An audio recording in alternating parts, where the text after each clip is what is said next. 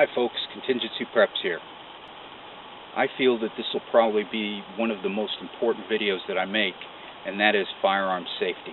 If you're an experienced shooter, it's good for you to get a refresher. If you're a new shooter, you're in the right place. If you have no intention of shooting, you really ought to watch and learn, as then you'll be able to tell if someone is handling a firearm safely. I'm certified as an NRA Chief Range Safety Officer, rifle instructor, pistol instructor, firearms instructor, and advanced weapon system instructor for a federal agency, shooter for 35 years. I've instructed or qualified personnel from 17 different countries, having trained over 3,000 shooters. I can call a range in English, Spanish, and Dari. I've also been witness to or investigated on more than 12 negligent discharges, 4 of which had catastrophic results. The first thing about being a safe shooter, and I encourage everyone to do, is to keep a student attitude. No matter how long you've been at it, no matter what your level of experience, always keep an open mind to learning new and better ways of doing things. Don't let ego and hubris get in the way of you learning new techniques, maintaining your firearm safety, etc. To clarify a term that I used earlier, negligent discharge, in North American shooting community, generally you'll hear the term accidental discharge. I picked up negligent discharge along the way. That's what the Brits use, and it's actually more accurate in describing what we're talking about. An accident sounds as if the firearm jumped up off the table and fired off a round. Generally, in every negligent discharge that I've ever heard of, this was shooter error. An accidental discharge would be more like equipment failure. Now, I have, in my experience, witnessed one instance of equipment failure that resulted in an accidental discharge. This is a very, very rare circumstance. Every negligent discharge, every unwanted discharge of a firearm that you encounter, you will be able to break down probably to 4 basic rules of firearm safety, which I'm going to explain to you, and you'll probably be able to point out which one of those rules or more was broken that caused that negligent discharge.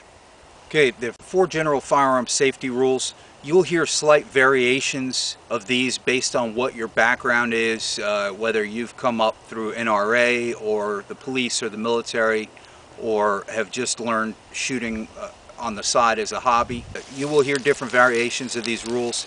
This set of rules I have found to work well in all circumstances and would highly recommend it.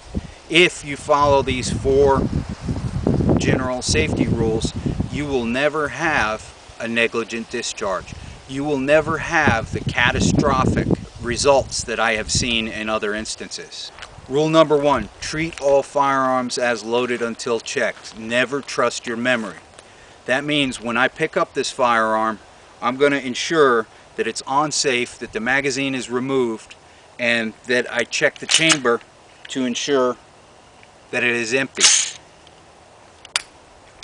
Okay, now I know that this firearm is unloaded. If I sit it down for a minute, the next time I pick it up, I'm going to perform the same drill, because you never want to trust your memory. Bad things will happen. Number 2, do not put your finger on the trigger until your sights are on target. As you can see right now, where my finger is, it's up along the frame. Therefore, there's no confusion. There's no possibility of me tripping and clenching my hand and squeezing off a round. There is plenty of time. It only takes a fraction of a second for your finger to go from this position to the trigger when needed. When is that needed? When your sights are on target and you've made the decision to fire a round down range. You're accountable for every round you fire. Number 3, never point the muzzle of the firearm at anything you are not willing to destroy. This means your dog, your foot, the TV set. Understand, always be conscious of your muzzle direction as you learn to shoot. If you do not point it at something that you don't want to destroy, you will not have those catastrophic results. And number 4, be sure of your target and your backstop. You never fire at some shadow in the night. You never fire at something that you don't directly know you can hit. And what's behind it, what's around it, what's downrange from that target. So if you miss, or if that round goes through your target, where will it impact? So in summary, treat all firearms as loaded until checked. Never trust your memory.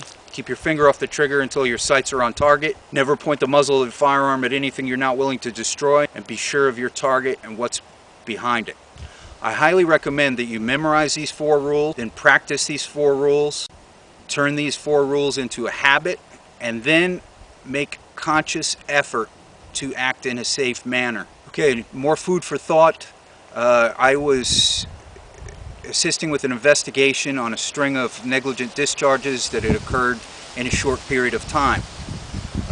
Each one of those negligent discharges had been a violation of at least one of these 4 general safety rules. However, in addition, we found that a contributing factor was multitasking. An individual clearing their firearm and talking to someone else. An individual clearing their firearm and attempting to hold the extra magazines in his hand. I need you to focus when you're clearing your firearm, when you're operating that firearm, just as you would with a motor vehicle. No texting, huh? And again, about ego and hubris. I find that kids and women are better students of firearms because for some reason men think they have to display some level of knowledge about firearms even if they don't have any. Keep an open mind.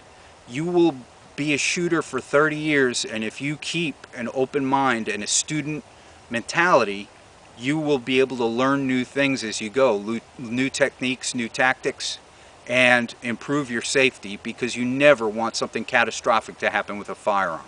Thanks for your time. Stay safe.